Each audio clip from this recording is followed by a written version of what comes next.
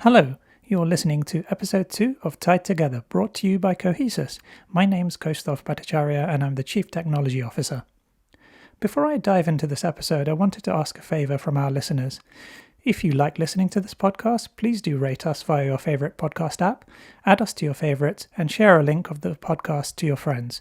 This will really help us reach more people and get the podcast more widely known. A little bit of help from you all will go a long way and would be really appreciated. So thank you. In this episode, I'll be chatting with Lucian Stroie, who is an industry expert in testing and quality assurance.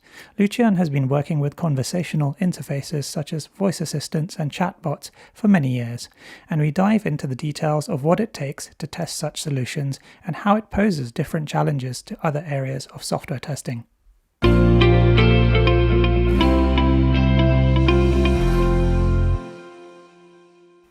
Okay, so today we're going to be talking about a really interesting area, which is testing conversational interfaces. Over the last couple of years, conversational interfaces have become very prevalent in people's lives. We've got a lot of different digital assistants. We've got smart TVs equipped with conversational interfaces, smart watches you can talk to, multiple different channels where voice has really started to become the primary interface through which you're interacting with technology.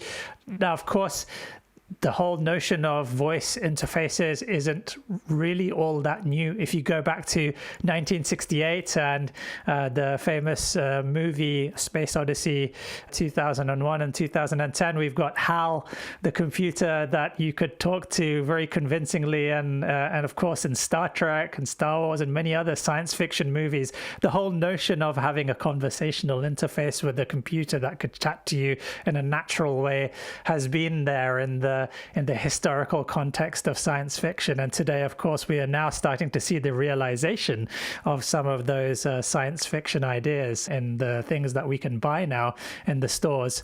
So today we have Lucian Stroie, who is with us to discuss the topic of testing conversational interfaces. Hello, Lucian, how are you doing? Hello, Kostov. I'm fine, thanks. First of all, thank you for having me here. And I'm really glad in contributing to your podcast and sharing some of the experience around conversational interfaces. So really glad to be here. Thanks for joining us, Lucian. So tell us a little bit about where your journey personally started in working with conversational interfaces. Conversational interfaces, it started a really long time ago, around 2008, where I started testing voice-based systems. Back then, it was a mere PSTN to VoIP bridge.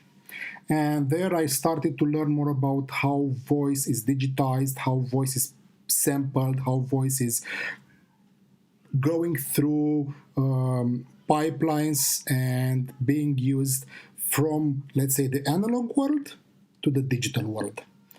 Then later on, I joined a pretty interesting company, and where we tried to this novel kind of interface inside the wider world. And there I found out about conversational interfaces, did some testing on a couple of them. And in the meantime, I also started to expand, let's say, my personal universe of conversation interfaces. And now I have a personal assistant in every room of my house. And I'm living the dream of this day. In the meantime, as a tester, I needed to test those things, and I have around 8 years of experience in this. Nice. So, that's my journey.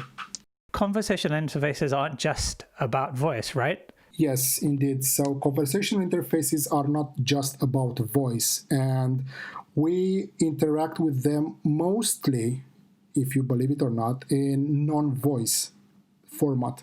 So initially they started as text because human speech is messy and it requires a lot of effort to translate from speech to text. That is a difficult part. So initially the conversation interfaces were text-based. Actually, the first but the first conversation interfaces are from the 1960s in terms of some sort of trivia game on a terminal. So the user was typing in answers to the questions coming from the computer. It was the first example of a conversation interface. It was a research project, but it was nevertheless a conversation interface. So yes, it started with text. This is the famous Turing test that you're referring to. It derived from that. It was, I can't remember the exact details, but it was psychological research where the researchers tried to determine how much do the subjects open up in front of a computer. And they were really shocked to find out how quickly humans open up and discuss some of the subjects that were deemed a little bit of, let's say, more of the personal and intimate side with a total stranger. So yeah, it was before the Turing test was even popular. The area that I find fascinating is not only in testing the voice elements and the responses and the natural language understanding, but also the paraverbal aspects of speech. So that's, like, for example, not all communication happens, within the spoken message itself, but it's also about the voice modulation and the level and the intonation and what that conveys. It's a really complex area when you start to unpack it, both, from a voice context and from a text interface context. So I know that you've been working with these technologies for quite some time now and have some really good experience in setting up testing frameworks and approaches to testing conversational interfaces. So tell us a little bit about some of your strategies and approaches to this. The strategy, usually when dealing with the testing and strategies in tech, people try to find common ground. So reusability, the dry, do not repeat yourself principle applies also here. And I try to, when building approaches to testing conversation interface, I try to find as many as possible tools that can be reused. One of the basic tools that people approaching development, auditing, working with conversation interfaces on a technical side are APIs. So let's not forget that most of the conversational interfaces today are using some sort of cloud service. There are seldomly interfaces that are not based on some cloud service. So using conversation interfaces APIs, it's a basic principle. That is one element. The other element is creating something that can be repeated. Testing needs to be consistent.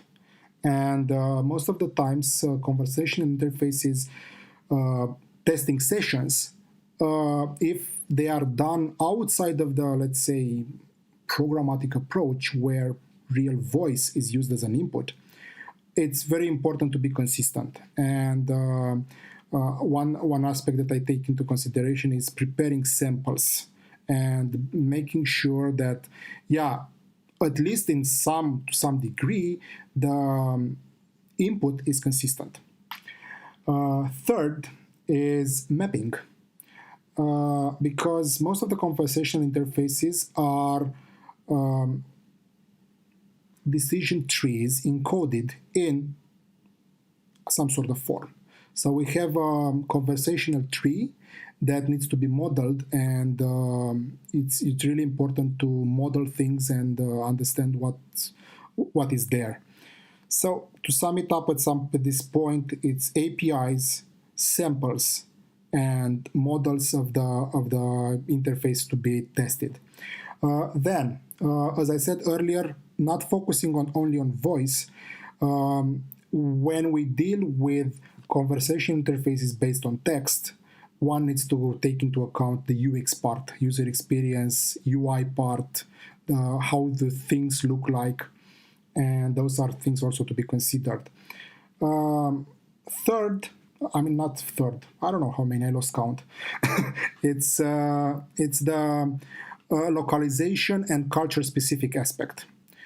Because these days conversation interfaces are in many languages, and we need to take this into account.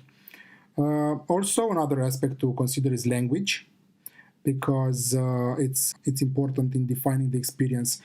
The list can go on, but I believe it's enough to build a good start. Yeah, I think the bit that really resonated with me from what you were just saying is around the cultural aspects, and the fact that different cultures have different ways of addressing each other, different ways of looking at concepts because of the way society is structured or the way people have been brought up and the schooling or whatever it might be. There's many different complex factors coming together there, and a one-size-fits-all approach seldom works around the world. Some of the simplistic examples of that localization I've seen myself is, for example, when it comes to voice interfaces, you have different accents. So when you're in an Asian context, you have some Asian accents. When you're British, or when you're in a European region, say Romania or France, you've got all these different accents that I guess warms people a bit more towards the sound of the voice, because it's a bit more local, right? What I would add to this, to the local context, I would add accents. I would add cultural norms in some terms of salutation and the conversation flow, because not every culture has the same conversation flow. And when polishing and delivering top-notch conversation interfaces, these are aspects to be considered. Yeah, I have, for example, in my home, I have both Alexa and Amazon Echo devices and Google Home devices as well. And it's actually really interesting to compare and contrast them, right, in terms of the personality that they both display. They're very distinct and very different.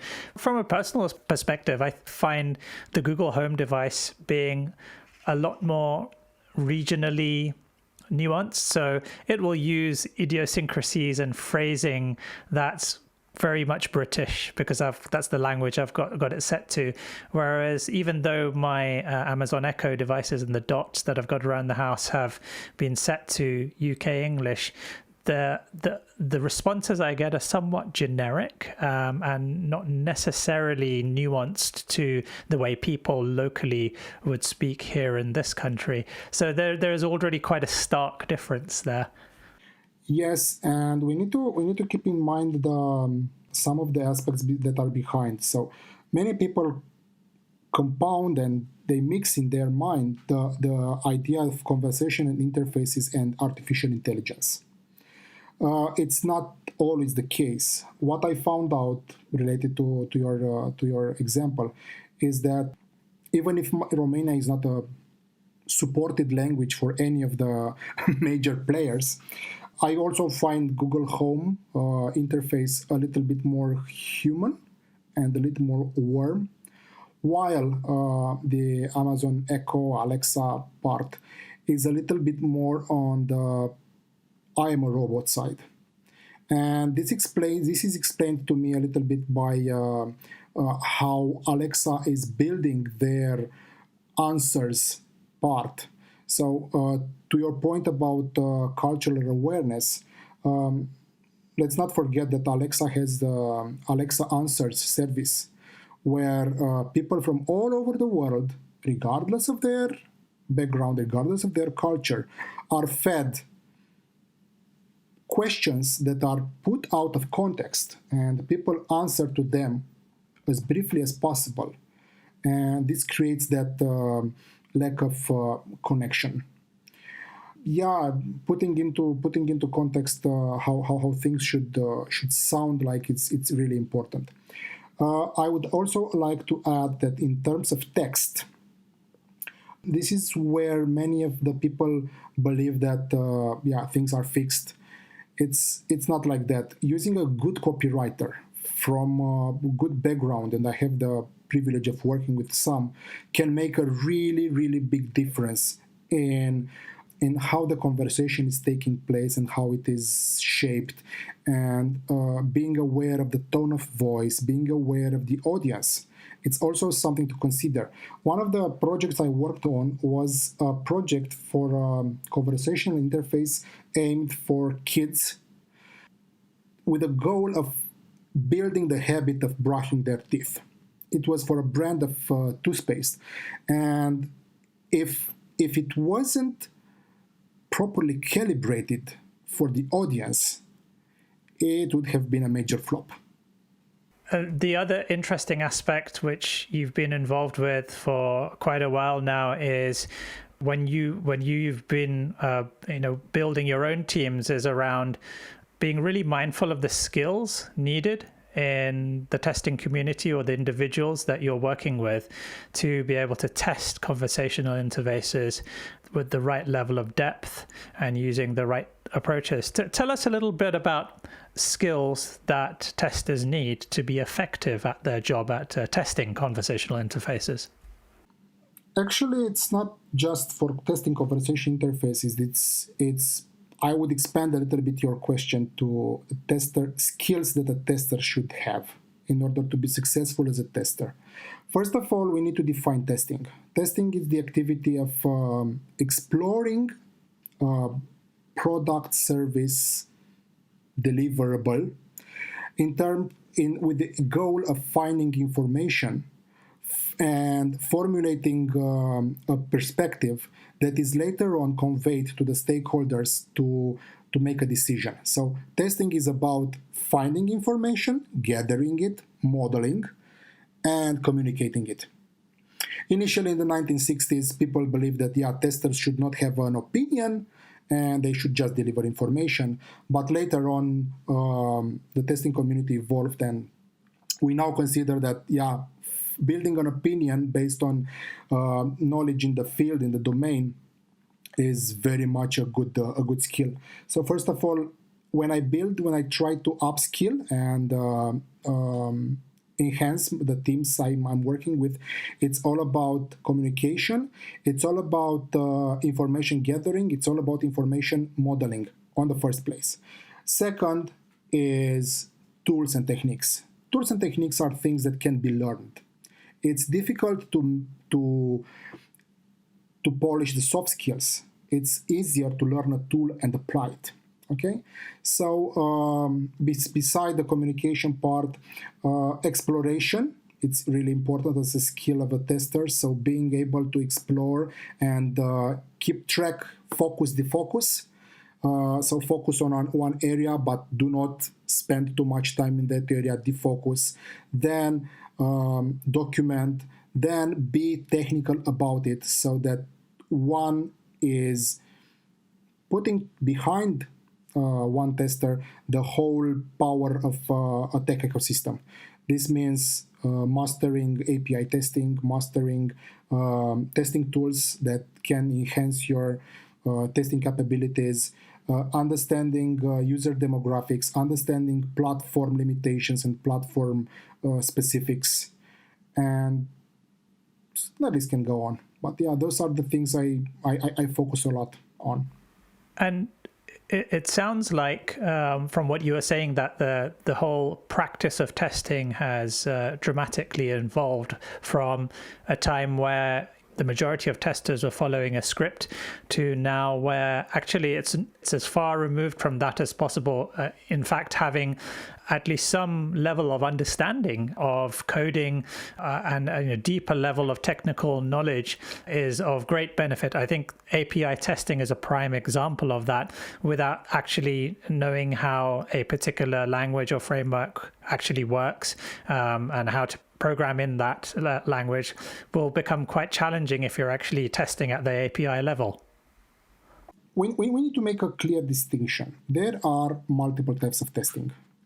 So we have the automation in testing part, where people are trying to replicate the specific behavior of a tester over time with automated tests. That is automation in testing. But until you get to that point where the system is stable enough to be automated and behave nicely so that it doesn't, let's say, bite back the test suite, then we have the people that are on another edge of the polygon that is testing.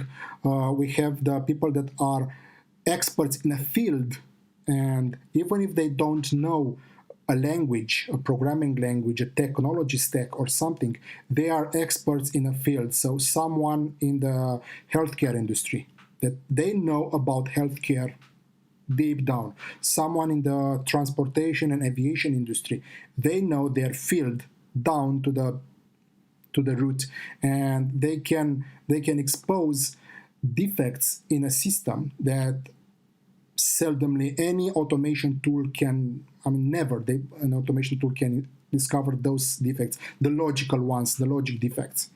Then we have the explorers.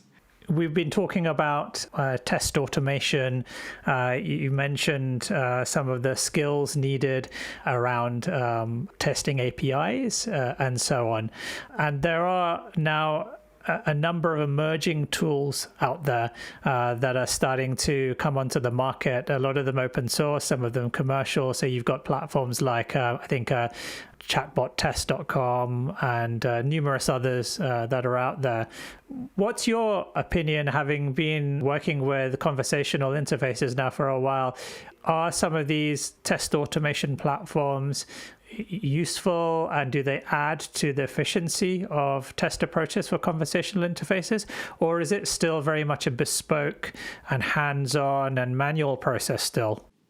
Tools and tools and tools, and automation as the ultimate goal. I believe this is an endless conversation, and my side on it is that automation is good up to a point and from a point forward. First of all, we need to understand that automation in testing is applicable from a certain point forward. So in order to consistently and usefully automate, the system needs to behave. The system needs to be under control, trained, so that it doesn't, let's say, attack the observer, the testing tool. That is one aspect.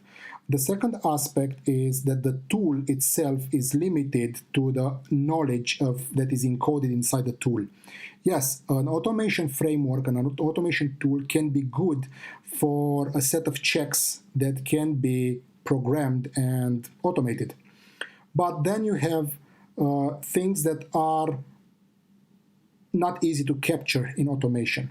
I like to imagine testing as a polygon with many edges and many corners. On one corner, you have the automation tools that help you deliver speed consistently. Then on another corner, we have the people that know the field of the system under test. So if you have a system that is aimed at the healthcare, you need to have an expert in healthcare systems. If you have a transportation system, you need to have an expert in airplanes and how they work and the whole environment. And on another corner, we have the explorers, people that are good at being given a task, then going around it and seeing it, perceiving it from various perspectives and switching heads. Okay, how do I deal with it on a happy path? How do I deal with it on a not so happy path? How would an attacker deal with it? How this thing can be attacked? It's by no means calling them, let's say, penetration testers or white hat hackers or so on. But yeah, having a little bit of a security approach can be beneficial. Then if we keep ourselves in the field of conversation interfaces, I would also like to have in my team a tester or a testing person that has ethnography background, because this helps understand the culture and the ways people communicate and how that process is supported by the tool and how the tool comes into place with the day-to-day life of the user. So go back to your question. I believe it is that tools like the ones you mentioned, like Botium and all the support tools from the Google Assistant developer console or from Amazon Alexa developer environment, they are there to enhance the ecosystem, but they cannot replace other types of testing. Yeah, I remember when the ability to do e-commerce by voice came about, and the ability to just pop something into the basket and check out and have it delivered, or hail that Uber by voice. You know, the nightmare scenario which maybe developers and or testers did or didn't think about in the beginning when they invented this capability was, what if your 5-year-old decides to call 50 Ubers within 5 minutes to your house by voice? What's there to stop them from doing that? An automation tool is not necessarily going to capture that, right? It's the more nuanced understanding, the human in the loop, that will be able to capture and identify those edge cases. Yes, and those are famous. The toddler that calls an Uber, or the brand that includes in their advertisement phrase like Alexa, buy me that, knowing that people usually have device like that supporting the trigger word and so on close to their TV. And if the conversion rate is like, I don't know, 2%, then they might get something. Oh, yes, indeed. So tell me about a really good example of how a conversational interface has been approached in terms of testing. You've worked on a couple of these yourself over the years. What does good look like for you? First of all, one of the pitfalls I managed to evade, I slipped into it but got out, was be careful what you are testing. So back then we were testing a chatbot that was working on Facebook Messenger. And I got dragged into the rabbit hole of testing the layout, the visuals.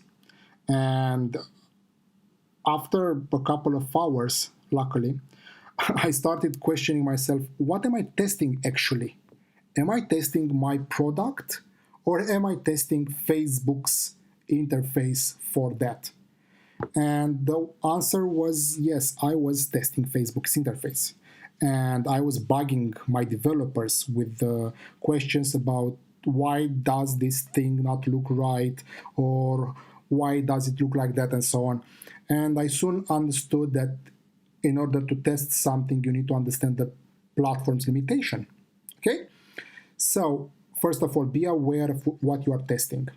Second, I came from, let's say, more traditional background back then. And I tried to model things out with a state machine approach. And I was trying to test the states. I was focusing on testing the states. Okay, how stable is each state? How is the system behavior in each state? And I soon found out that is not the good approach.